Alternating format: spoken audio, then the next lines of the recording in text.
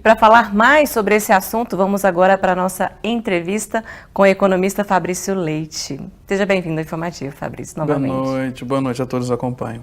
Quais as mudanças podem acontecer se houver essa taxação desses produtos comprados de internacionais? Certo, vamos lá. Primeiro é importante dizer que o governo recuou, né? Eles iriam voltar a fazer a taxação sobre esses produtos, né, de até $50, né, de pessoa física para pessoa física, e devido à pressão política, né, eles voltaram e decidiram manter, né, essa não cobrança dos impostos, essa isenção de impostos, né, inclusive com, segundo fontes, pressão até da primeira-dama, né, influindo. E politicamente, quanto menos imposto, melhor. Politicamente, mas economicamente não é bom, né? O governo precisa arrecadar mais dinheiro, principalmente devido à questão do arcabouço fiscal que o Haddad montou, e para conseguir colocar aquilo em prática, o Estado precisa arrecadar mais, e essa seria uma forma de arrecadar. Existem várias outras, mas essa seria outra. Então, se voltou atrás nessa questão, mas o governo, né, o Ministério da Fazenda, representado pelo Haddad, está procurando outras formas, né, de fazer essa taxação. Inclusive, eles querem reproduzir algo que acontece nos Estados Unidos e na União Europeia, que quando você vai pagar por um produto, naquele valor já está incluído o imposto, né? Só que aí a questão é a seguinte: vai ser repassado para o preço isso. Porque se você tem um produto de R$550, por exemplo, e quando você vai pagar esses 550 já tem 50 de imposto, por exemplo, a chance do produtor aumentar isso para R$600 a valor final é muito grande, visto que ele vai ter esse desconto de 50. Então, para manter elas por elas, acredito que muito possivelmente tenha um aumento do valor final, do preço final. E por que isso estava acontecendo? A gente precisa pontuar, como foi pontuado no VT, o seguinte: muitas empresas, né, aqui do Brasil começou a comprar no exterior, e só que ele não comprava no CNPJ, comprava com o CPF, pegava do pai, da mãe, do tio, da tia, de uma série de pessoas, e picotava, né, segmentava essas compras para poder vir, para dar até os 50%, para poder vir sem imposto para o Brasil. E como o ministro pontua, o nome disso é realmente contrabando. Quando vem um produto importado para o país e você não paga imposto por isso, é contrabando. E nesse caso foi dar nome de contrabando digital. Então, por isso, né, e por pressões também do comércio brasileiro, se cogitou voltar, né, que se quis voltar com essa taxação. Porque é o seguinte, o que acontece? Se eu tenho a oportunidade de comprar direto na China, de um e-commerce chinês, mais barato, para que eu vou comprar num comércio brasileiro? Então começou a ter pressão de empresários brasileiros também sobre o governo para ter a taxação, né, alegando que tinha uma competição desleal entre o e-commerce, né, chinês, essas plataformas chinesas, os produtos chineses, e os comerciantes, né, aqui do Brasil, os empresários brasileiros, né? Então tem essa questão da pressão também dos empresários brasileiros sobre o governo. É isso mesmo. E a gente for ver a opinião das pessoas nas ruas sobre essa taxação relacionada às compras de produtos pela venda na internet. Vamos conferir. Eu costumo fazer compras internacionais esporadicamente, mas varia muito do produto. Na minha vida eu devo ter feito em torno de 3 ou 4, talvez 5. E qual que é a sua opinião sobre essas taxações? Eu acho... Não, eu ainda não fui taxado porque foram compras de valor relativamente baixo, abaixo da taxa de $50, que eu acredito que é o limite antes da taxação obrigatória. Eu acho incorreto, até por questão de mais opção de mercado. Você limita suas opções a partir do momento que você taxa o que vem do exterior. No caso, eu faço compra mais nacional do que internacional. Devido ao meu conhecimento, eu prefiro fazer compras nacionais, devido a não ter o conhecimento para fazer as compras internacionais.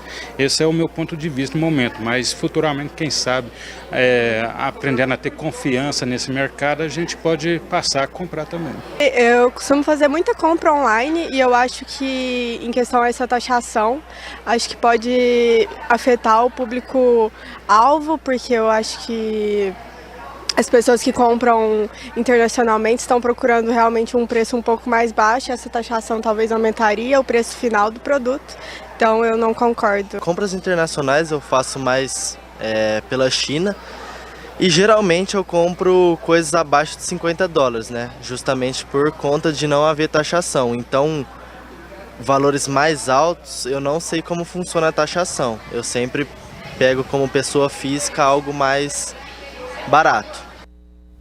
A gente viu nesse povo fala, das pessoas na rua, falando sobre preço. O pessoal quer o preço mais baixo, mas às vezes pode aumentar também o frete, depende, né? E como que funciona a fiscalização desses produtos também? Então, é muito complexo, porque é o seguinte, o volume, né, de produtos internacionais e principalmente, sobretudo, chineses que entram no Brasil, é um volume gigantesco. Então, não tem agente, né, suficiente da Receita Federal, na alfândega, que consiga fazer essa fiscalização. Então, é uma questão até de pessoal, não tem gente suficiente para fazer, né, essa averiguação, né? Então, é uma situação complexa e, efetivamente, as pessoas vão procurar o que é mais barato. A gente trabalha tanto e ganha tão pouco, né, para conseguir. Pô, a gente não pode pagar um negócio mais barato, né? Pagar no mercado interno aqui valores, sei lá, quase 2 vezes maiores do que a gente encontra, né? Aí cabe ao Estado brasileiro arrumar formas, os empresários brasileiros encontrarem formas de baixar o preço internamente, para que a gente não tenha que recorrer, né, ao mercado externo. Então, aí realmente vai muito, tem a ver questão de infraestrutura para conseguir escoar nacionalmente, internacional os produtos, para baixar o frete. Isso passa pela taxa de juros, que é tão em voga ultimamente, passa pela taxa de juros. Então tem uma série de fatores que o Estado, o governo, precisa tomar para conseguir baixar os nossos preços, ou então subir os nossos rendimentos, né? Então a gente tem que ver o que o governo, né? O governo Lula tem um desafio tremendo, né, pela frente, também nessa área. As pessoas vão sempre recorrer no que é mais barato, né? Por mais que a qualidade seja um pouco menor, mas o preço conta, né? A massa da população brasileira é pobre, assim como nós, são trabalhadores, né? Não ganham muito e quer pagar um pouco mais barato, mas também não quer deixar de consumir, né? Então é isso. Exatamente. E como funciona a taxação de impostos desses produtos internacionais? Olha, tem uma alíquota de até 60%, né? Eu não me aprofundei muito no assunto, mas até 60% do valor, mais o frete, né? Que você pode cobrar sobre um produto, mas não necessariamente vai ser cobrado 60%, né?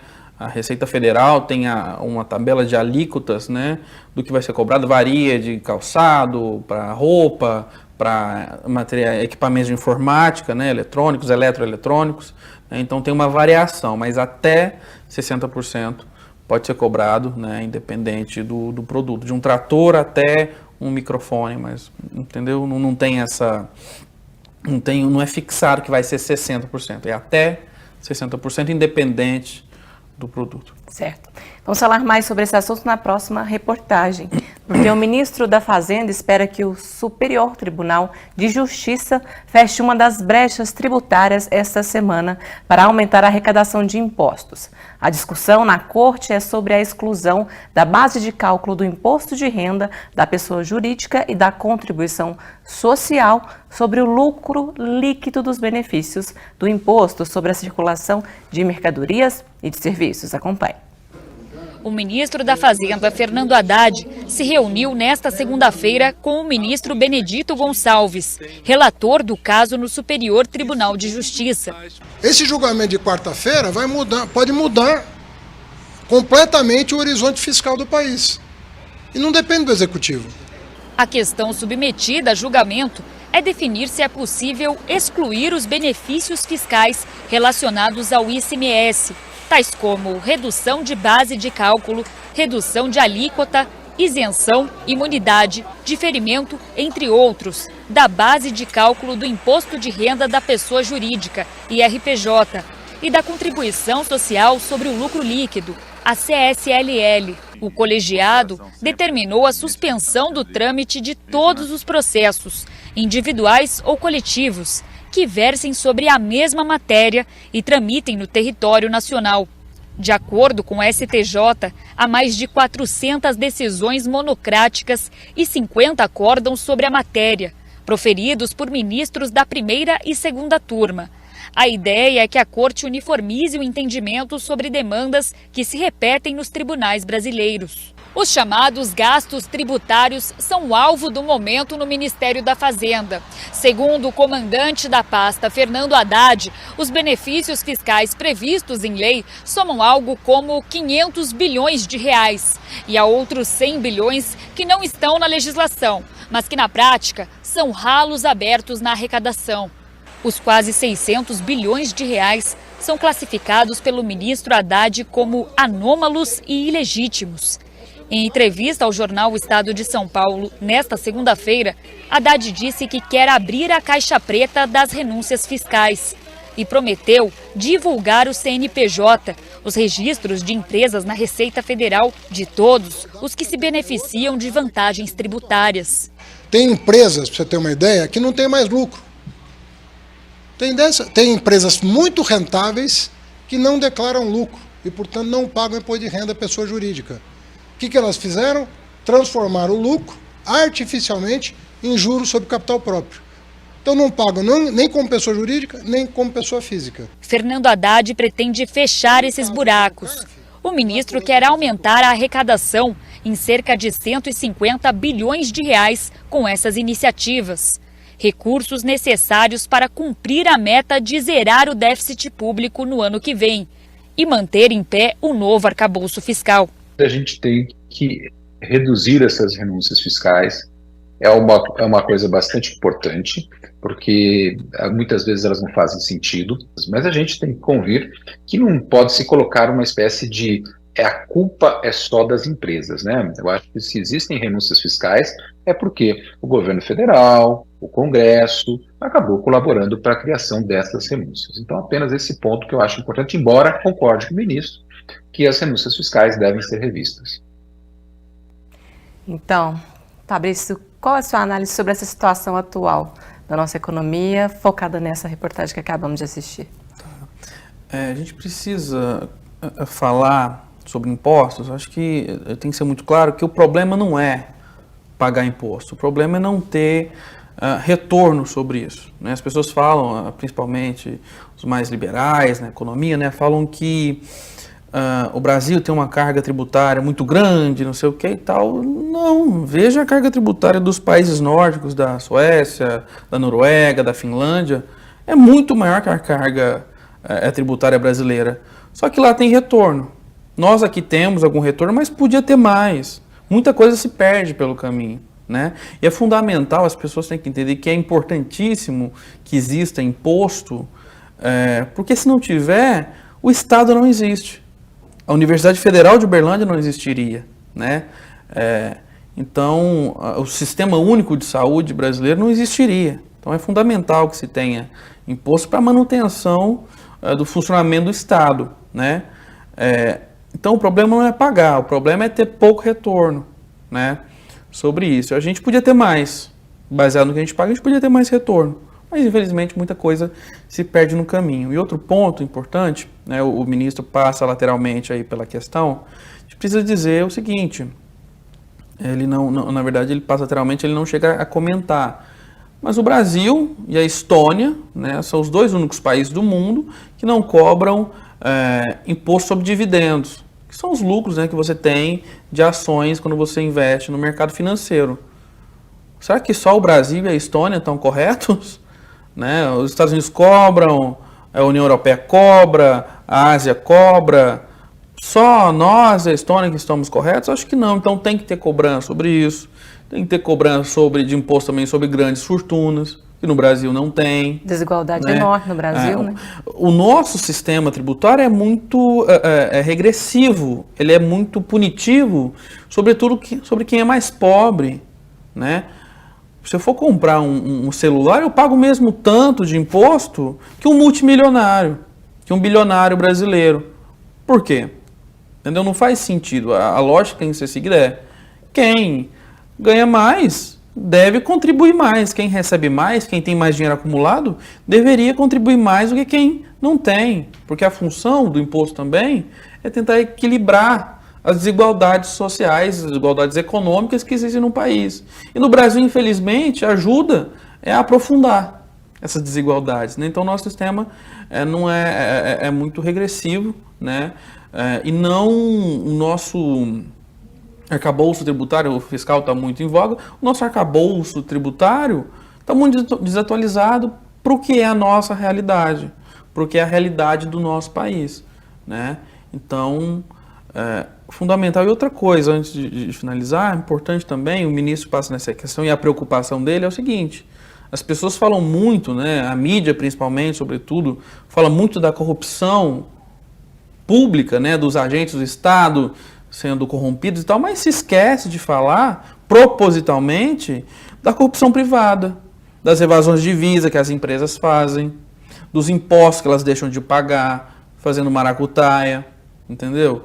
Então, é importante pontuar isso também, né? Acho que o Ministério da Economia não deveria se aprofundar tanto nessa questão da tributação dos $50 de pessoa física para pessoa física. Talvez deva, sim, prestar mais atenção, mas focar principalmente no que realmente sai do Brasil e vai para paraíso fiscal sem ter fiscalização, quando empresa faz, quando pessoas jurídicas, quando CNPJs fazem isso. Então, eu acho que a preocupação do ministro, do Ministério da Economia, devia ser bater mais firme, não sobre os $50 do pessoa física para pessoa física, sobre a Shein, sobre a Shopee, sobre a AliExpress, mas sobre a evasão de divisa, que grandes empresas brasileiras fazem, principalmente, sobretudo, uma grande corporação de mídia do Brasil, né, que faz isso, e tem documentários sobre isso, né? Esse é o verdadeiro problema, né? Então, fica aí essa visão que eu tenho. Essa pulguinha atrás da orelha. Isso aí. Boa, na verdade, né? Exatamente. Muito obrigada pela análise, muito bem explicado, e até a próxima aqui no Informativo com outro assunto tão importante para nós. Eu agradeço, muito obrigado pela oportunidade, um grande abraço para todo mundo que nos acompanha. Muito obrigada, boa noite.